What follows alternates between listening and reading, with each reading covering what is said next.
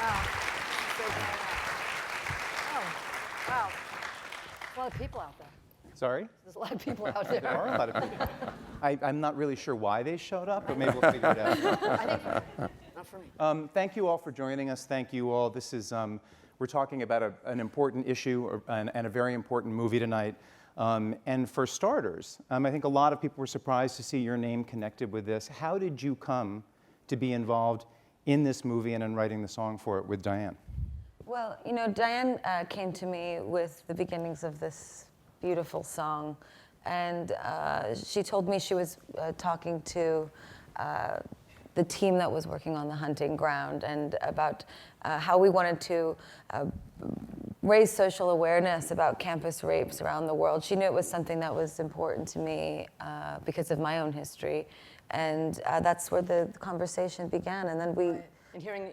And I'd heard that you'd been involved in a situation like that, and hearing the stories of you know, these... I think it was important to everyone that the person involved with singing this song had been abused or had an experience like that, so that it was authentic. And it was important to me that we kept the integrity of that when making the record. So Diane and I went in and we shared our stories with each other. We both, you know, I've had my own experiences with not exactly what's in the movie, but other, you know. So you both felt a very personal connection to this issue. Yeah. Yes, absolutely. I mean, but it's hard to say, you know, that's the thing about the issue in the film is that I didn't tell anyone for, you know, I think 7 years I didn't tell anyone. And I didn't know how to even think about it. I didn't know how to accept it. I didn't know how to not blame myself, or I think it was my fault. It's something that really changed my life. It changed to I was completely, it changed my body. It changed my thoughts. What do you mean by it changed your body? Well, you know, when you go through a trauma like that, you know, it doesn't just have physical, I mean, it doesn't just have the immediate physical it can manifest ramifications on you. For many people, it has almost like trauma. When you re-experience it throughout the years after it, it can trigger patterns in your body of physical distress. So a lot of people suffer from not just emotional and mental pain, but physical pain as a result of being abused, raped, or you know, traumatized in some type of way. Molested. Me and Diane wanted to open the door to any person that went through any type of experience to know that it was okay to feel that way and to share that, and that you don't have to maybe defend yourself much, because until it happens to you, they don't know how it feels. And the fact, the way that how your performance, how it got, you know, it starts out vulnerable. You know, you start out like a victim, and as the song progresses, just like to me, there's like 3 parts. You know, like with the movie, right? There's the beginning of the movie where you see these poor girls going to school and they're victimized, they're assaulted, and then they become survivors, and then it's like, you know, I mean, can I say the F word? Yes. And then it's like, fuck you. We're not victims. Fuck you. We're changing this shit. Freedom of speech. Is that okay? Freedom of speech. Yeah. Okay. You know, so the girls, and the young women in the movie, that's what they're going through. The Gaga's performance, which is genius, which you could teach a class on, one of the best performances ever in life to me. Which starts out vulnerable, like the characters, starts out vulnerable, and then it's that second verse, and you're getting pissed, and it's like, really? No, and as it was part of the way we were working together, is because, you know, Diane's going, but when it's just you at the piano, it's so powerful, we don't need anything. You wanted to make it epic. And I was going, no, I'm not going out like that. I'm not going out on this sad chord and this sad. I'm not going out like that. You know, that's not how I feel anymore about it. Because you were so right. When somebody says to me, you know, oh, that happened to you, you know, did that damage you? You know, I'm thinking to myself, you don't know, you know, who the fuck I am. Right. Now, you don't know, you don't want to meet me in an alleyway. I don't want to meet her in an alleyway. I've been through, it's like, And that's how we wanted young people and older people to feel all over the world, that you can actually own your pain, and that it can be a good part of you. Yeah, and be defiant. Like in the video as well, that Catherine Hardwicke, amazing director who directed Twilight. So beautiful. Did you see the video? Today we hit 22 million views on the video today. Catherine Hardwicke did the video, and again, that same thing is 3 parts. If you see the video, they're the same way as your performance. They're like victims, and they're sad, and they're sitting in their room. They can't. The composer can't write, and they can't study. And then their friends come, and their parents the only come, person in this scenario that can heal you is yourself. Right. And that is the complicated process. Right. It's the only person. So what the video, I feel like, teaches people is that what's helpful is that we as humanity can be compassionate to one another, to lead each other to those epiphanies. But we can't actually provide them for each other. I can't make you have an epiphany, but I can encourage you to try to have one by looking inside. That you survived. That you can survive when they're all walking down the hallway. There is a glimmer of life inside somewhere that you just have to make a commitment to look for. And it's not your fault. It's not your fault. Not your fault. You're not a victim. Fuck being a victim. This is just your unique existence. Sorry, we're artists. We'll go for either one of you. Sorry, I just like. For either one of you or for the filmmakers, what is it about our culture, our society, that makes women in these situations feel like they're at fault, and that makes it so hard to talk about it and tell the truth? Can I answer just my own? God, for someone stage fright, I won't shut the fuck up. Yeah, back to you. You're going to have to forgive me. I'm really shy. I'm sorry. Stage. No, I am. I'm going to say my experience, which I don't really talk about. I was molested by a friend of mine's dad. I've never said that in front, hardly told anybody. I'm saying this in front of people. Wow. Okay, that's so brave. Whoa. Okay, so, God, I'm going to start crying. Seriously. Wow. Oh, seriously, I'm going to start crying. I was 12 years old, and I never told anybody. I never told my mom or dad, and I felt like it was my fault. It wasn't my fault. It wasn't. But you don't know that. And I never told my friend. I never, and her parents are still alive, and it's like, But I never said anything. I told my mom, before she passed away, and I said something, and she goes, "Why didn't you tell us?" And I go, "I don't know." And I thought about it. It's because, I felt somewhere it was my fault or something. And I don't know why that is. Does anybody know the answer to that? Is it because of the culture? It's the shame of it, It's like something, for me, it was like after it happened, I'm like, but what did I do in my life to bring this upon myself? There was like some sort of maybe religious guilt attached to it, that I had somehow inspired the violence. And then, by the way, when someone gets caught, they do that again to the victims. They re-victimize you. If you press charges, when you're on the thing, what did you wear? What were you wearing? What were you doing? That's for me. That was a big part of it for me. You could be naked. It was because of the way that I dress and the way that I'm provocative as a person. I thought that I had brought it upon myself in some way. That it was my fault, and that I didn't. It's like I just never even told anyone. And did you feel guilt? The same kind of thing, then, right? Yes. And how many people in this room have had? Oh wow! Oh my God! Look at a lot of hands are going up. Wow. Yeah. All right. Wow. To everyone, yeah. Wow. The courage. All right, you're not alone. Sadly. So how do we eradicate that impulse, that reaction, oh, it must be my fault, I must have done something wrong? How do we get victims, young women, past this? Well, I think we support survivors. That's the first thing, to believe them and support them. And not to doubt them. Because it's a very courageous thing to come forward and speak about this. You can hear, And we're not going to do that. That's like one of the stages of mourning. And I don't want to take that away from any of the victims as well. Anyone that's watching, it's like, if you feel like you did something wrong, that's part of the process. But you didn't do anything wrong. But you didn't. But that's part of the way you're going to feel. If you walk down the street naked, you still didn't do anything wrong. No, it's always solidly the perpetrator's fault. Yeah. And the problem is our culture really doesn't understand these crimes or process them properly. There's a lot of rape myths that make people think it's he said, she said, it's confusing, and actually no, it's not confusing. In fact, most studies show 92 to 98% of the time when someone reports a rape. But also, I'm sorry, but we were born naked on this earth, were we not? The clothes and the covering up, isn't this all fairly new? I mean, in the I scheme think it of depends how on long. how cold your climate was where you were Maybe, born. well, I mean, think of how old the Earth is and how old humanity is, and like, well, there's been lots of spurts of time where we didn't really have a lot of clothing or to, cover things up, and maybe that's probably as long as, if not longer than the amount of time we've had clothes on. So, when we didn't have clothes, was it acceptable to just rape someone because they had no clothes on? I Probably happened a hope not, but maybe it happened more. We could do research about that. Mom, maybe we should do research about that. Does anybody know any cavemen? But it's totally besides the point. It is not okay to assault somebody sexually, no matter what, using words, using mentality, using your body, in any type of way. It's wrong. Yeah. That's it. There's no. Are we still living in an age where we have to defend why it's wrong? I know.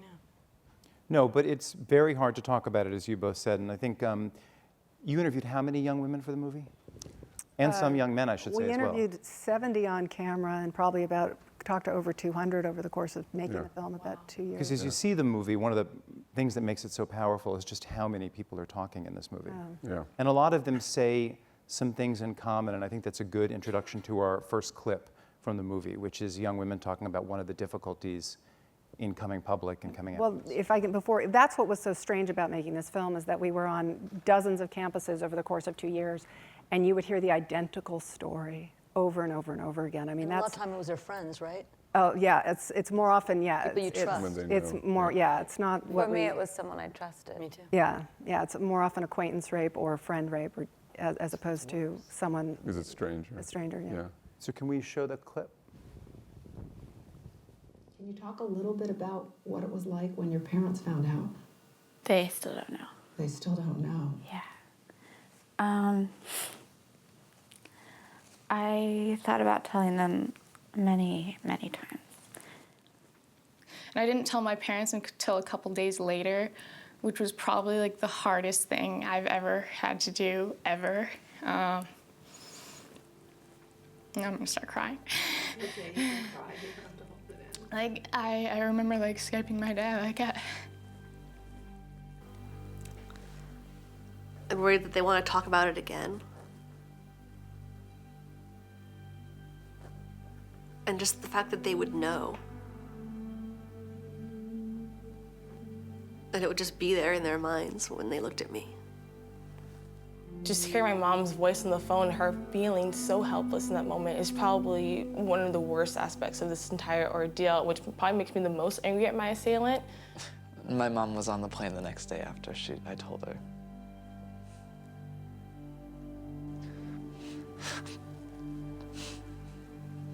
My dad, he wears his Notre Dame ring every day. I've never seen him take it off, and he wasn't wearing it anymore. His finger that has a permanent mark from his ring didn't have his ring on, and it was even more heartbreaking for me to watch my dad.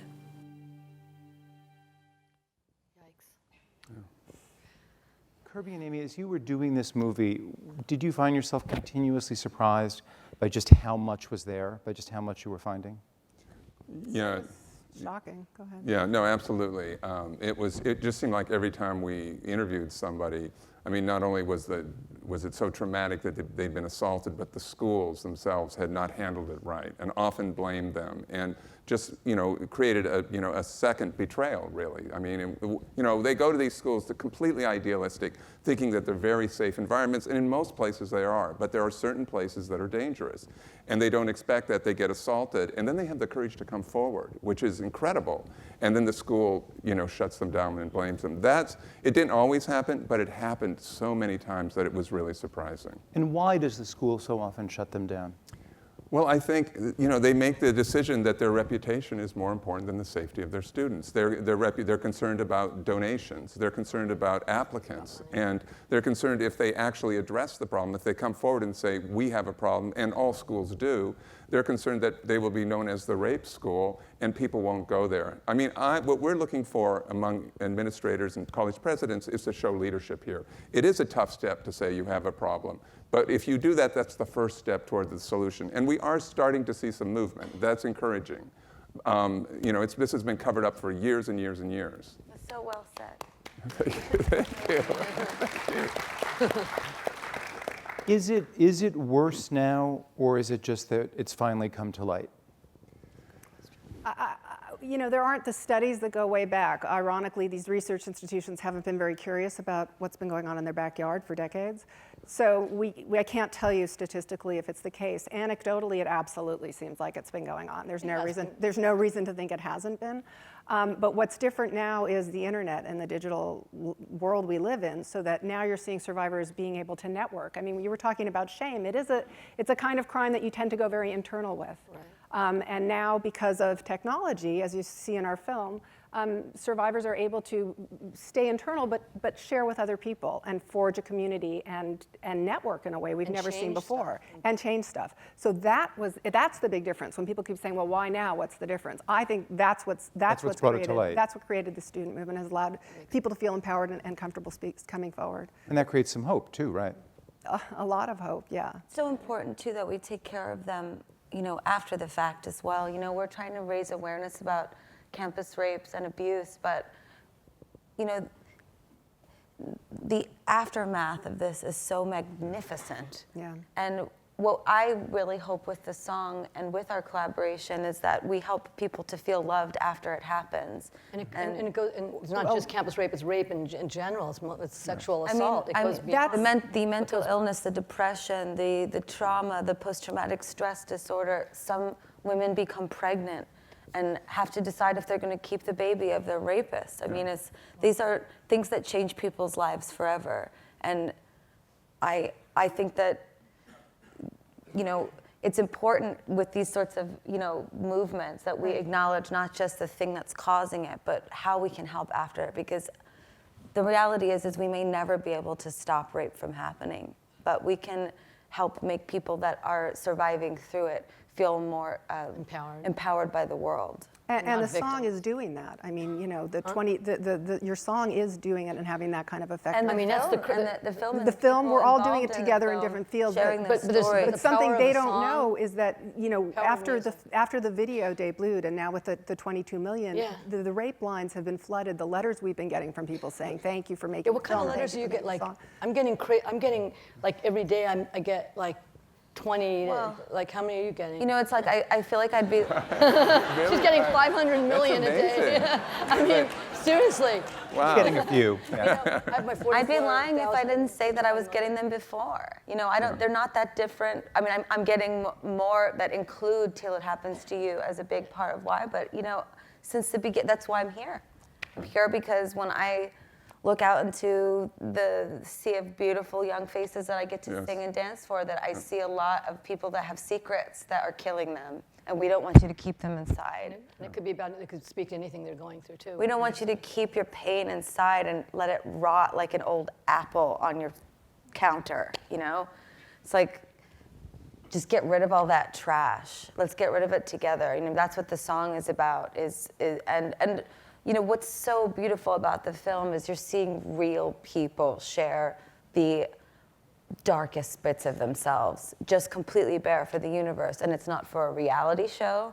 It's not for any notoriety. It's not for anyone to think they're fabulous or beautiful or, you know, that they are the new it girl or boy. No one's trying to sell you anything with this film, but a glimpse into what's really happening in the world, something that we can be a part of and do good with our lives, you know? I think that's a great thing, isn't it, when the universe reaches out and tells you what you can be a part of. And I know for me, it's a great gift to be a part of this. Well, yeah, we feel the same way. I mean, it's just amazing hearing the two of you talk and having this really meditation on this and the depth of understanding that you have. I mean, we've never really worked with an artist who have this kind of deep understanding, and I think that's what made this song so incredible. I mean, one of the challenges was to capture the pain and the sort of fighting back spirit. And we were working for a year trying to get the right song at the end, and either it had one of those or the other. And we got to the point where we thought it was impossible, it couldn't be done.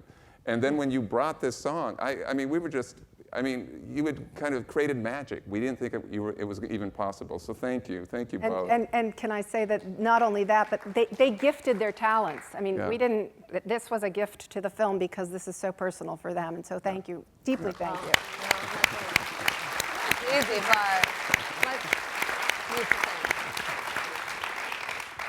You said when they came to you, how did all four of you end up together? How did this song end up in this movie? Bonnie Greenberg, Bonnie's you're here here. somewhere. Stand Bonnie. up. That's Bonnie Greenberg. Everybody. The music supervisor. Music supervisor of like a lot of big movies and a friend of mine for 100 years. And Paul Blavin was our executive producer, and I told Paul I really wanted an amazing song. We had this place in the film for a song, and I saw that the end credit could be like this anthem. I had this vision, and we should get a great artist, and Paul said, I'm on it, and he brought me to Bonnie. And then Bonnie was cool enough to, was nice enough to call me and told me about the stories and, you know, these harrowing, it was hard. And then came the convincing process to get me to reveal all of this to the world. Yeah, that was Diane's like, can you do this song? Yeah. And I was sort of going, yeah, you were crying because I played you like the start of on the I song. performed it, we recorded it, I listened back, and you know, they're going to put it in the film, and I was going, great, it should be in the film, for sure it should be in the film, but we really want to, you know, tell the world and raise awareness, and I was going, yeah, okay. It was hard for you. Except that, Diane, I'm just not really sure I can talk about that with everybody.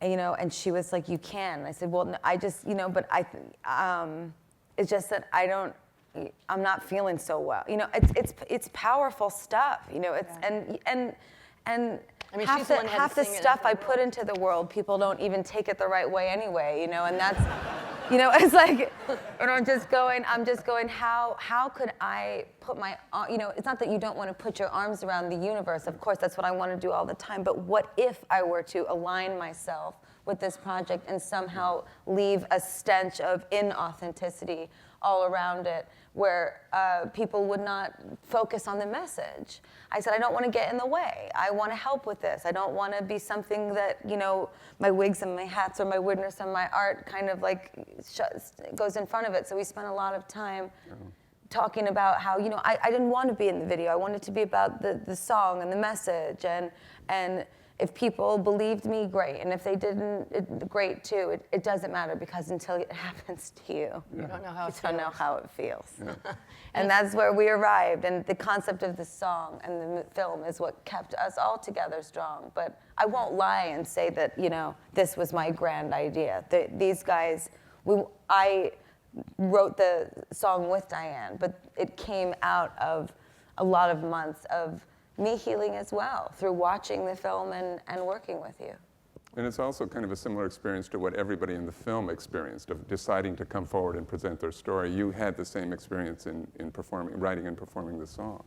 Absolutely. And it was, you know, I can get, it's, you know, I was living the song as I was singing it. I was, you know, Diane's going, but try it this way. And I'm going, I'll show you how to sing sad. When I first brought it, it was I'll sad. show you how I'm going to sing it. This is how someone would sing it. This is how it would be. And then, you know, she goes, yeah, okay, you're right. You're triumphant at the end. Yeah, yeah. You know, so it started out pretty sad. It started out so sad, but I just didn't want to end that way. I want everyone that watches the film to, when the film is over, to know the power in kindness and the power in listening to each other and lifting one another up. And, you know, it's even just a testament to, you know, the Times today taking the time to talk to us about this and give it to the world. This is why we did it. We wanted everyone to focus on a really important issue that affects a lot of young people's lives and their ability to thrive in the future. I want the next generation to be strong, and because we need people to be strong. It's now, young people and any people of any age.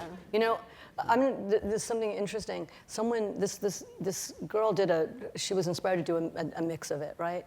And she did this really cool mix. And then this is such an interesting story. And she was raped in college. That's why she did it.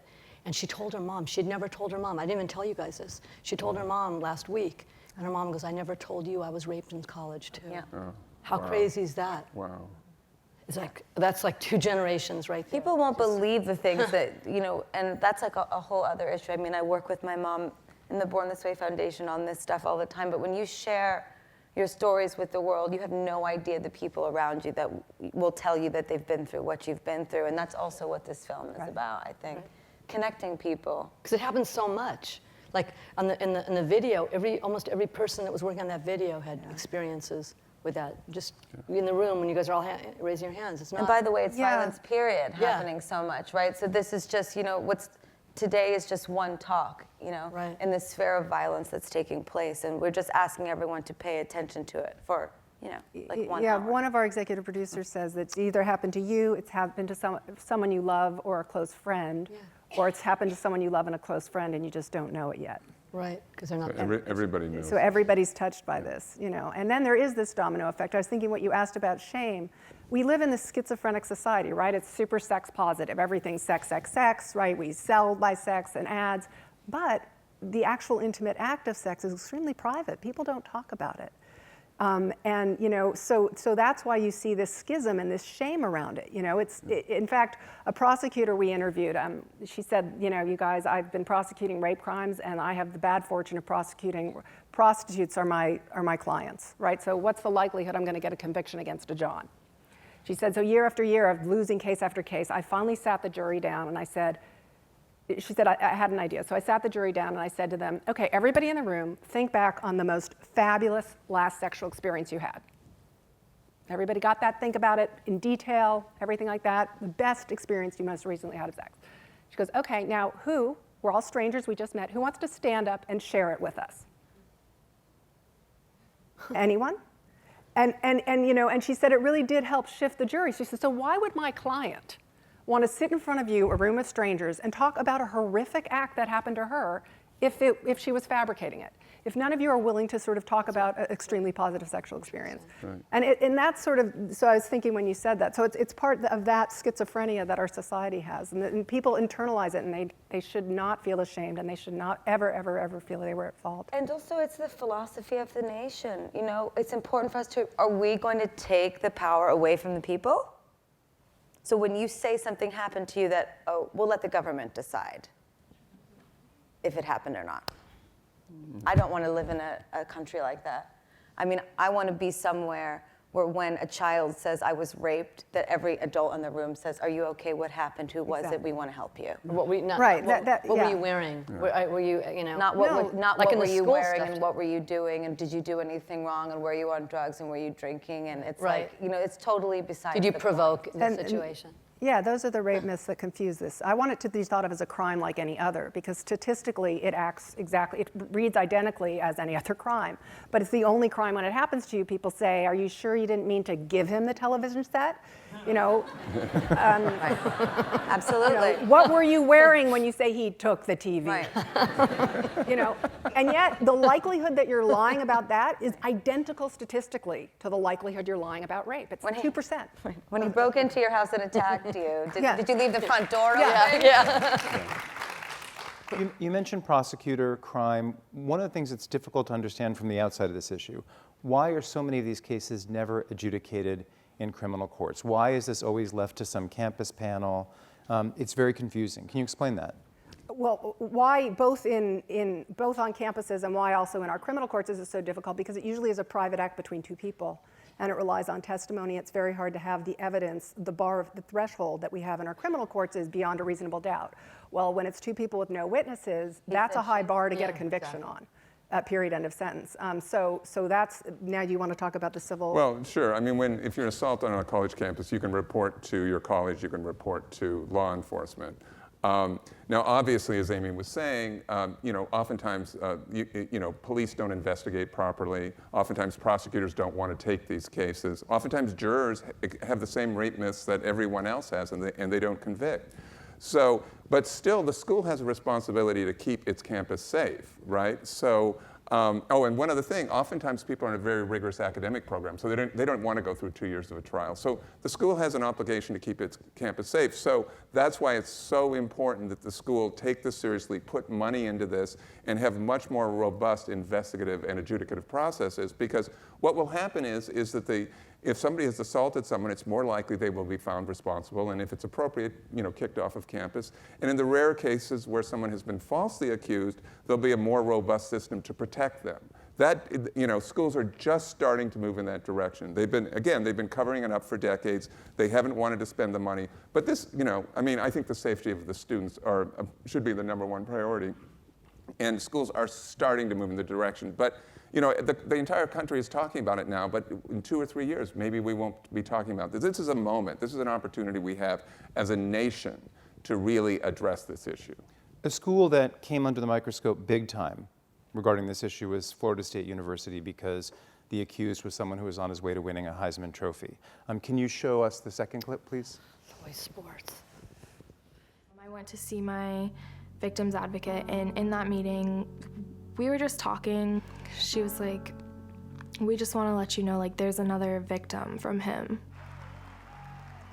It's my pleasure to announce the 2013 Heisman Memorial Trophy winner, Jameis Winston, Florida State University.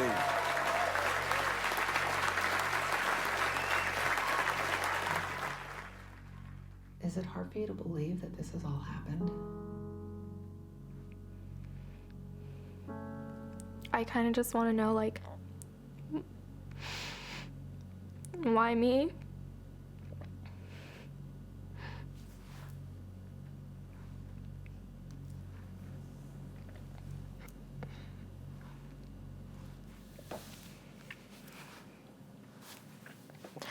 It doesn't really make sense.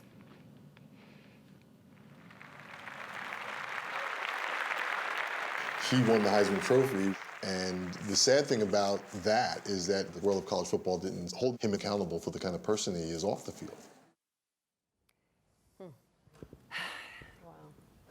Well, if I can just say one thing about that, because it's not, I don't think our film has it resonate clear enough, that Erica has been extremely maligned and pilloried, in a huge way, of course, because he's an iconic, really successful football star. So, the sports team, the sports fans have really been extremely vitriolic towards her. And one thing I want to say is that when she reported and identified Winston as her rapist, it was 2 weeks into the freshman year at his freshman year at Florida State University. No, it was I'm not sure about that exactly, but it was right at the start. It was near the beginning. Near the beginning of his freshman year. She didn't even realize who she was. He didn't even realize. He wasn't a star quarterback. Well, no. He was a new recruit and one that they thought might be successful. But but the reason it came out a year later was because of the ways that it was covered up in the protracted investigation, so that when it exploded, he then was this star, and then she was accused of jersey chasing, going after, the whole thing. But she would have had to be like an amazing prophet to have figured this out, and I wanted everyone to hear that once for the world, to really understand. She just thought she was doing the right thing to protect other people. And that's so hard. I mean, so many people don't say anything. Yes. And she should be rewarded for saying something. Right, and because supported. it's the people that say something and the schools that do something, that's what's going to make the change happen. Right. So why should she be punished? I do want to say one thing. I mean, we're here at the New York Times. I mean, you've done amazing reporting on this issue. I mean, I actually want to take a moment to thank your paper, because you've been a leader on this. I mean, you wrote an incredible story on this and follow-up stories, but also in this entire issue. I mean, I really think you're the most important voice in the press on this issue. I feel that way. And you've been very strong. So thank you. That's really genuine. No, the Times has been great on this. They've been really great. It's not the norm, honestly. I mean, and so we're grateful.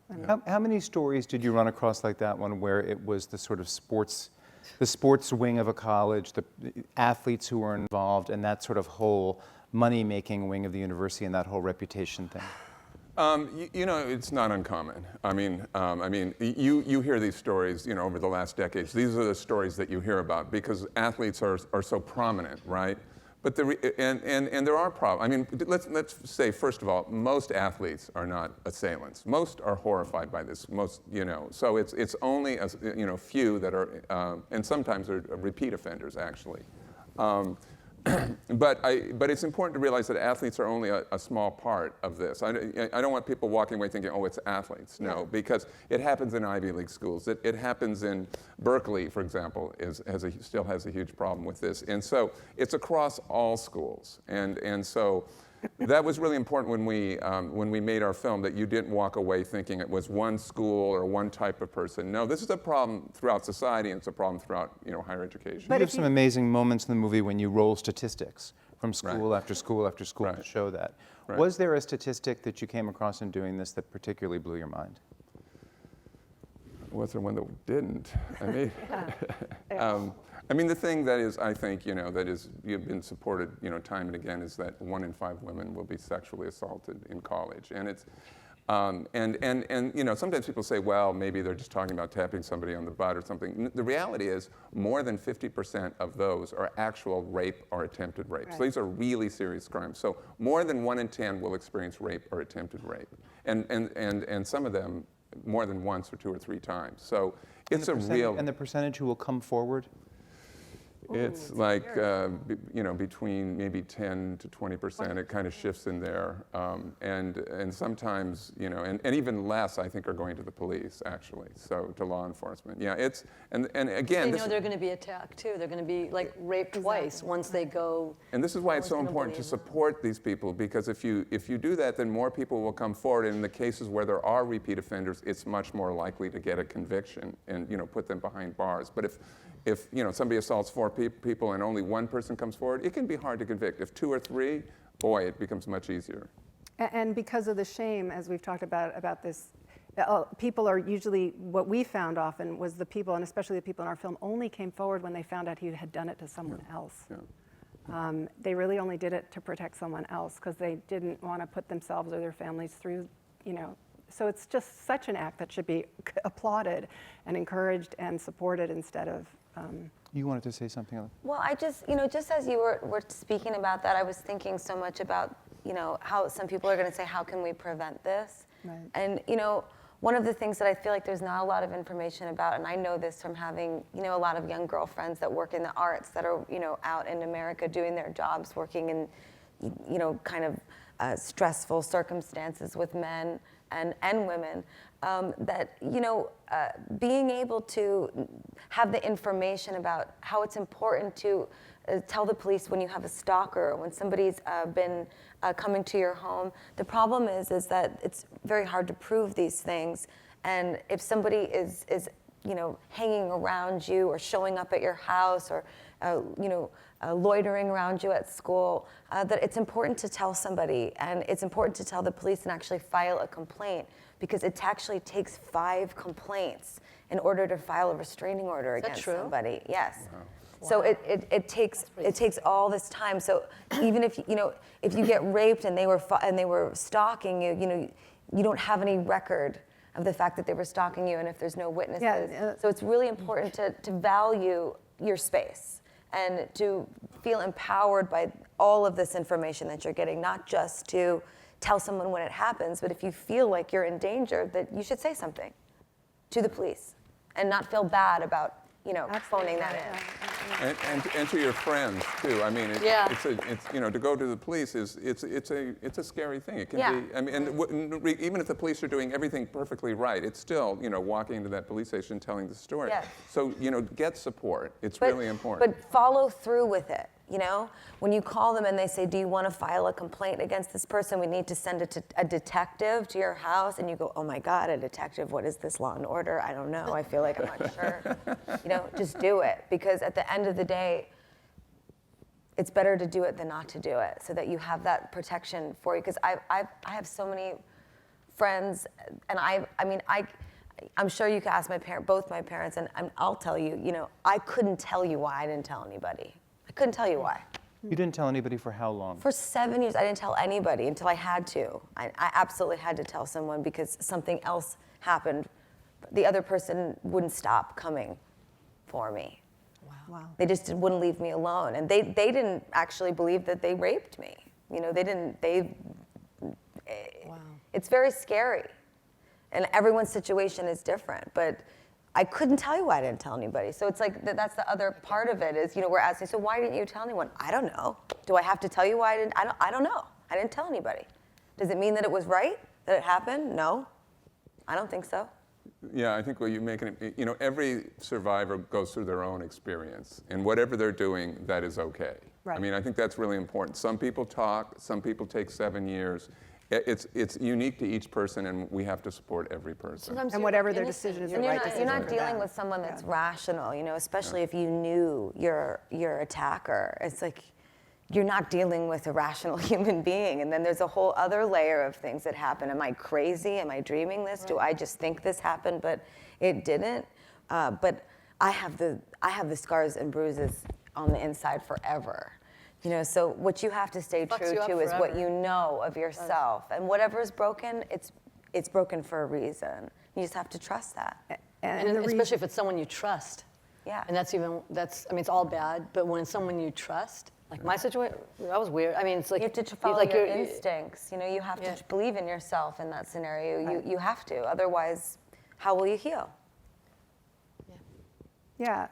And we called the film The Hunting Ground because we wanted people to get off this idea, again, that it's just an accident. It's actually, for many, it's a targeted, premeditated crime. And they repeat offend.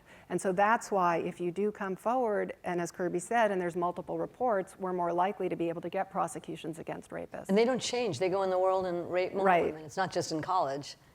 Right. If you sexually assault someone, you're going to keep doing that. You're not going to be cured of that. Especially if these places are training grounds, right? If nothing happens to you, you learn, the modus operandi, and you can repeat it over and over again ad infinitum, even as a more skilled perpetrator. Is there something, pertinent to that phrase, the hunting ground, is there something about college, whether it's the age of the people there, whether it's the nature of the environment, that makes it a peculiarly dangerous place when it comes to sexual assault? Yes, exactly, because people say, well, why did you do it on college campuses? Obviously, we have assault in our society at large, but what's interesting or horrifying about campuses, and also we did our other film, The Invisible War, on the répétitive assault in our military, is that these are environments that have perfect storm conditions for this to happen, right? There's a transient population that's extremely young. There's plenty of opportunity because there's more partying, chronically. So, and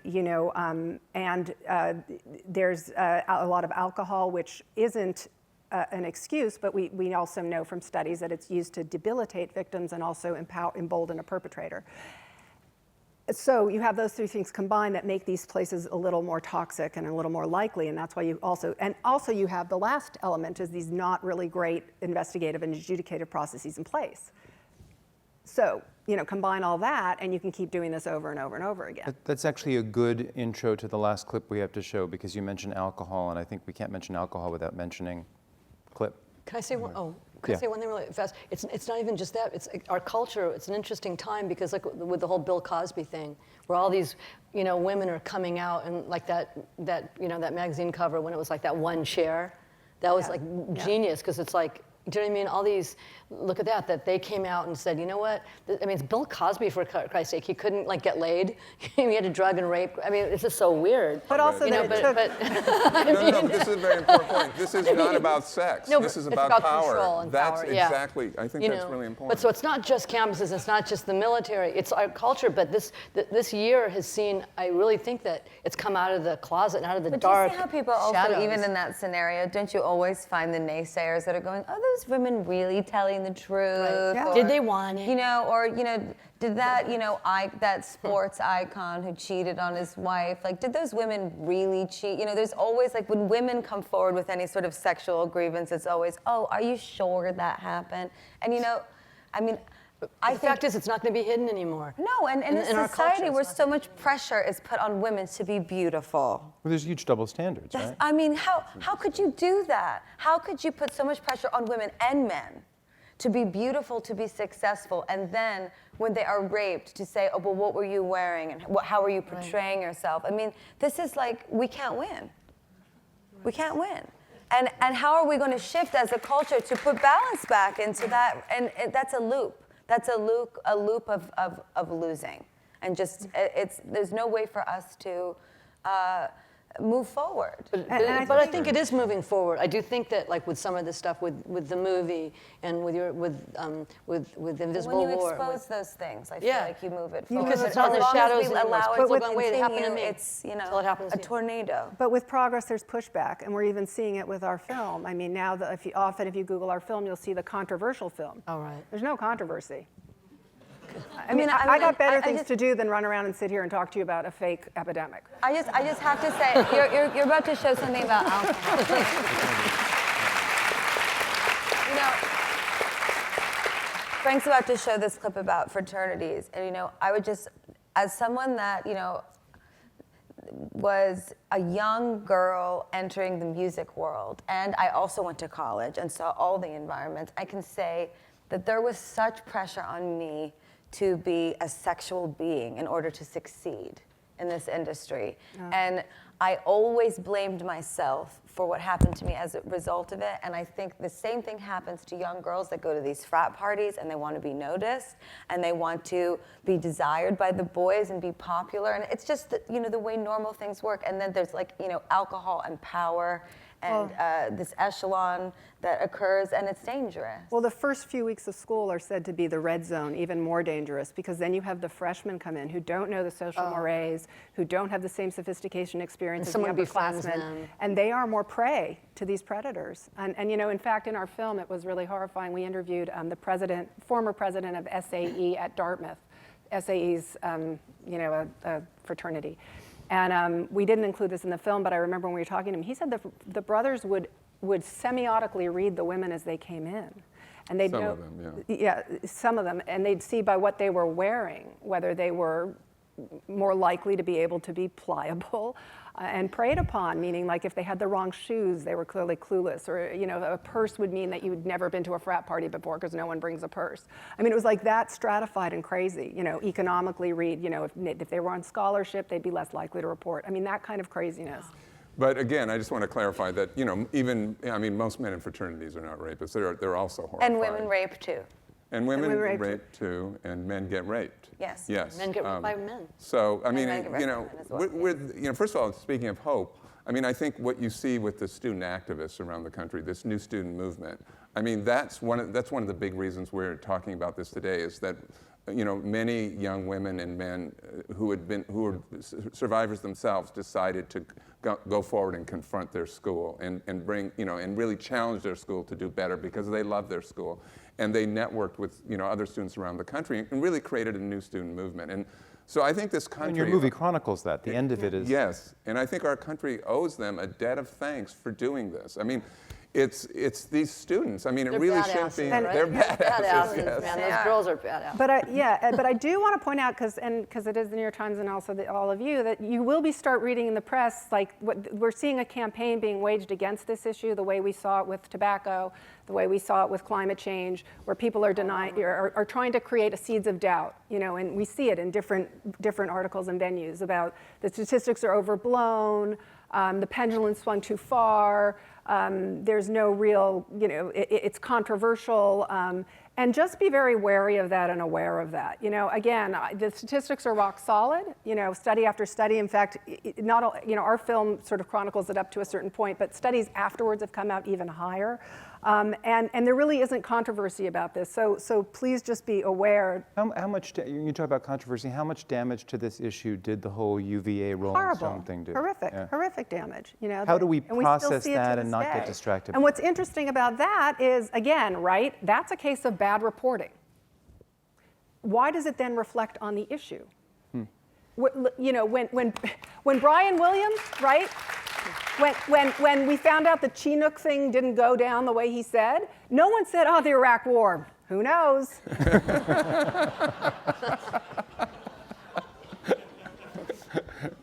And yet now UVA, people don't get raped. But that's such a, it's also so belittling to all of the victims and survivors all over the world for the reason that this is a true rebellion. And wasn't it Osho that said that a true rebel doesn't just react, right? These are not victims that, woke up the next day, all of them, and just told somebody. These are people that bore the pain for a very long time and waited until the movement was at its prime to come forward. I mean, that's rebellion. That's what rebellion is. And, just to say that is just completely ridiculous. Yeah, but we're hearing it nonstop. I mean, we were just in the green room, talking to editors to try and talk to them about an article that we heard was coming out that was completely crazy. I should ask you, because you took particular heat from a bunch of Harvard law professors about the way a case in the movie is presented and the way it's distilled and condensed, and they believed that it wasn't true to the case. What's your response to that? And is your responsibility as a documentarian different from a journalist who has to make sure? Our responsibility is to tell the truth. We stand by the film. It was thoroughly vetted. It showed on CNN. We wouldn't be sitting here with our house mortgages still intact if it wasn't. And why would these professors complain? Oh, I don't know. Maybe their school was criticized in the film. It's all about the money. Yeah. It's all about the money. I mean, and what's so sad to me about that is they're publicly complaining, and the case is rock solid. Kirby has a better memory, so I'd have him recite if one went into the details. But by doing that, they're suggesting that the woman in our film, who's a complete talk about national hero, my God, Camilla Willingham, the courage, this African American woman to come forward and actually report and sort of jeopardize her Harvard law degree, like extremely rare in this culture, for them to suggest that there's something wrong, that they're coming out publicly against her testimony. Or if they even feel that way, why would they wield their power like that? That's what I want to know. No, for money. If you really feel that way, You mean the law professors? Yes. Why would you wield? This is a credible institution, and these are victims. Why would you wield your power to question a young girl like that who's put her soul out to the universe? I just think that there's more effective ways to handle things. And there is. More compassionate ways. Right. I mean, you look at the president of Harvard, right, Drew Faust. When a study came out that there was nearly 30% of women at Harvard have been sexually assaulted, she came forward immediately and to the entire Harvard community, to alumni, to students, to everyone, and said, look, this is a real problem. We acknowledge this is a problem. We're shocked by this, and we want to do something about it. That's the kind of leadership we're looking for. Can you tell us about a few college presidents, a few colleges that in the last couple of years, as this has come to light, have done very, very positive, hopeful things that we might all be able to learn from, that are examples to the rest of the universities? Well, a huge hopeful thing happened like a month ago, right? The president of the University of Alaska, they had a screening there. He went and saw the film, and he came out and publicly apologized. Yeah. To the decades of survivors from his campus, currently in past. And the cases being amazing, right? And how beautiful. I mean, that's all people want, is to be seen and heard and validated. That so helps with the healing and cathartic. Absolutely. Why we haven't seen that? We actually saw that in the military, though. That was amazing. What's been so striking to me is the difference between our institutes of higher learning, their response to the film, and the military's response to our other film, Invisible War, where they, I had a lot of heart-to-hearts with people extremely high in the military, it's all off the record, that they were very chagrined and soul-searching and really felt that they wanted to sort of do better. I haven't had those heart-to-hearts. But we do know, we do know that there are a lot of administrators who know this is a problem and have been trying to get their schools. And they lose their job. You have a few brave ones talking. A few brave ones, and I think that's where the film has really helped, because the film has now had nearly 1,000 screenings on college campuses. They bring this film in, students bring this film in, faculty bring this film in, and on each college campus it sort of explodes and causes a discussion and action around this issue. And this is their way of these administrators bringing in this film and saying, look, this is it. Is this what you want your legacy to be, or do you want to really address this issue? Yeah. So, no administrator wants this to happen. And the other thing I think we should look at is, higher education, it leads this culture in so many ways. And we have a huge problem with sexual assault. If higher education can start to get this right, it's going to affect the entire culture. So we're hopeful, but we have to put pressure on these institutions because they're not going to do it on their own. It's a society's challenge, really.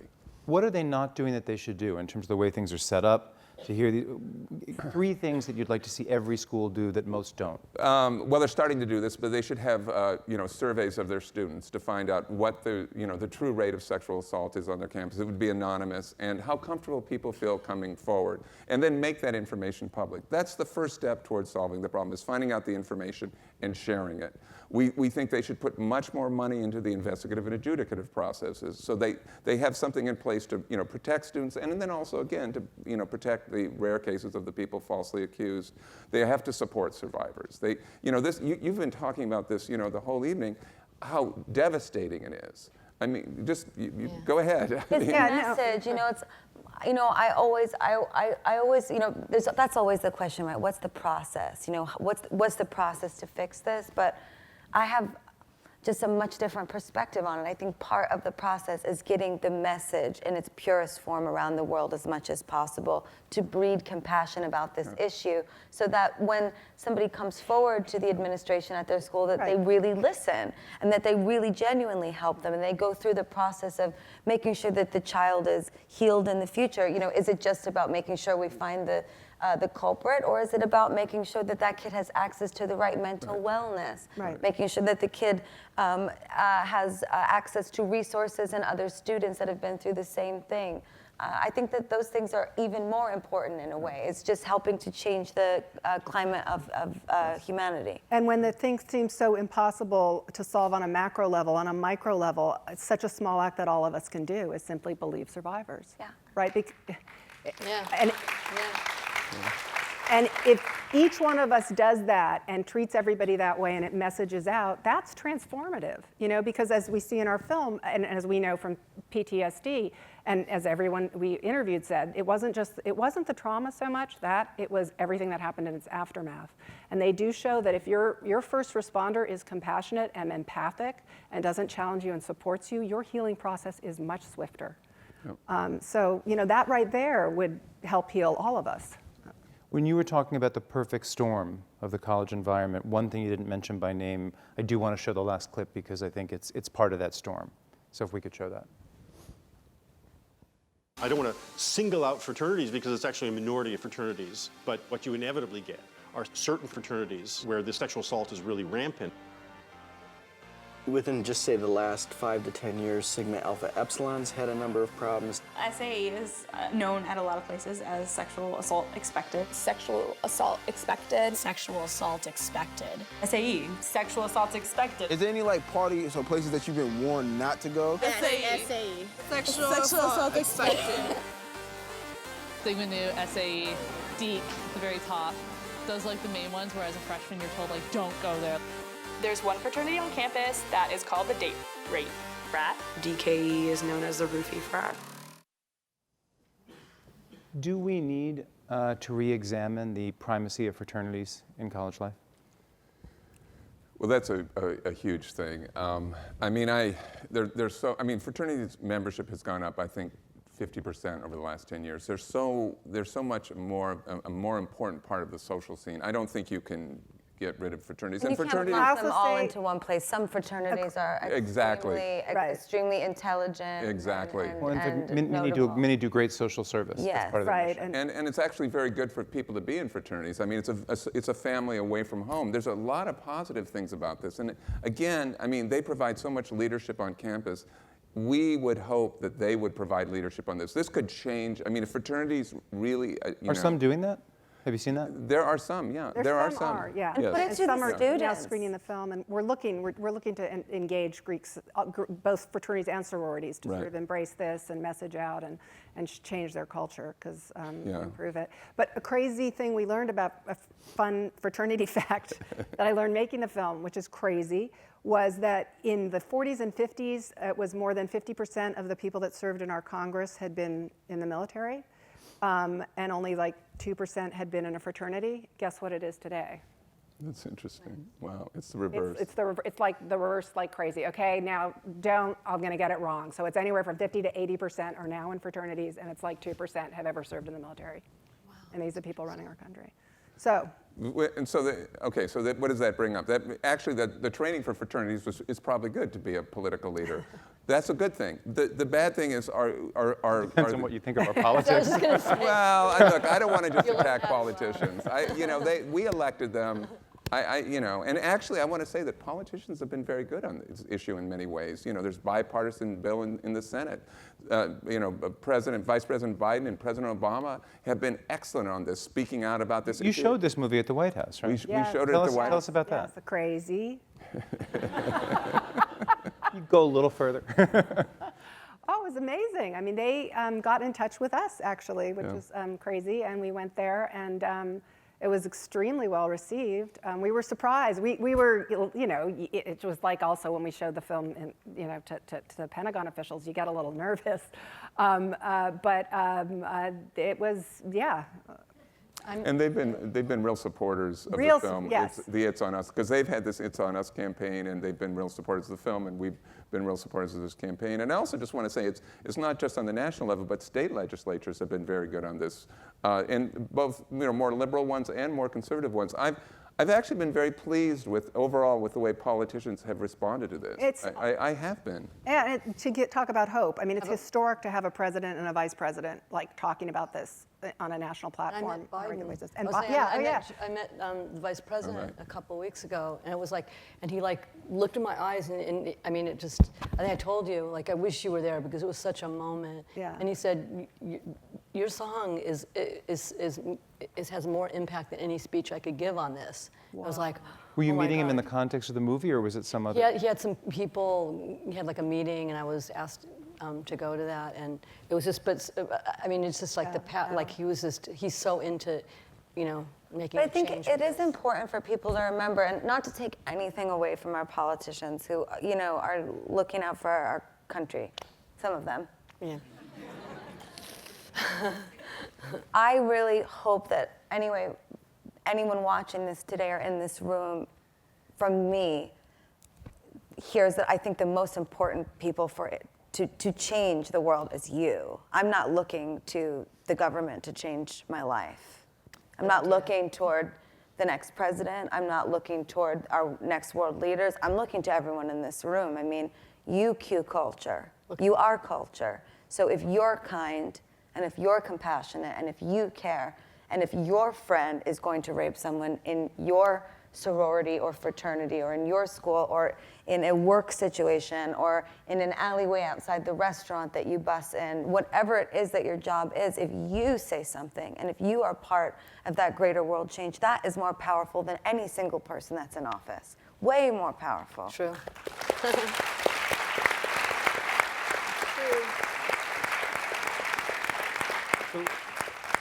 So let us ask you, I mean, following up on that, let us ask you this. I mean, you're talking about people finding courage. You've had an extraordinary year, and a year when you took some pretty enormous risks. There was the Oscar telecast, there was going into acting in the way you did with American Horror. How do we all find the courage to take risks of that magnitude? And how do you find that courage? Well, you just can't, you can't give up. And no matter how hard things get in your life and no matter what you go through, what obstacles come your way, what trauma, who you lose, whatever betrayals that you go through, if you put your heart into serving the world and your passion at the same time, I guarantee it will fulfill you. I mean, it might seem like it's kind of an easy sounds simple coming from me, but I really believe that my favorite thing about today is being here with my friends to talk to all of you about this, because I know that, when I leave the earth, there will at least be a small footprint from me about this issue that I believe in so much, and that there will be maybe one kid on the internet right now that's shedding a tear because they know that they can finally tell their mom, or finally tell their dad, or finally tell their school teacher or their principil, or not. Or just know it wasn't their fault. Or know it wasn't their fault, or And they're not whatever. alone, and they're not alone. That they're not alone. I mean, I think that if you can just take the day to be grateful for life, period, just life, and see life as a gift, then we can start to give to each other more often and be kind. That's what I hope people take away from today. Can I say one thing? Congratulations on your Golden Globe today. That's so Look inappropriate at to discuss right No, now. I want to say that, like that, you've taken some amazing chances. Because you know what, Kyanza, you're a great artist. You know, not only have you done everything you've done, you sang with Tony Bennett, you blew the world away on the Oscars. I hope you do that again this year. Okay, but If your song is nominated, will you perform it at the Oscars? Yes, absolutely. I have to circle it back around to this because I have to say this so that you understand that, like, even after Grammys, and even after the world and Twitter and the shows I've done around the world, you can't imagine going home and hating yourself because of something that happened to you 7 years ago. I mean, it's just like, you can't imagine how you can't find joy in certain moments, or that how it's destroyed you. And it's very nice of you to say that, but I just want everyone that's watching to take away from it that it's just, I'm a survivor. You know, I'm still here, so you can too. You can too. If you can do anything. But you have to forgive yourself. Survive and thrive. You have to forgive yourself, and you have to tell somebody. But the first person you got to tell is you. That's number one. You got to tell you first. And forgive yourself. And forgive yourself. We are actually out of time. Thank you all so much for being here and talking about this. Thank you, guys. Thank you.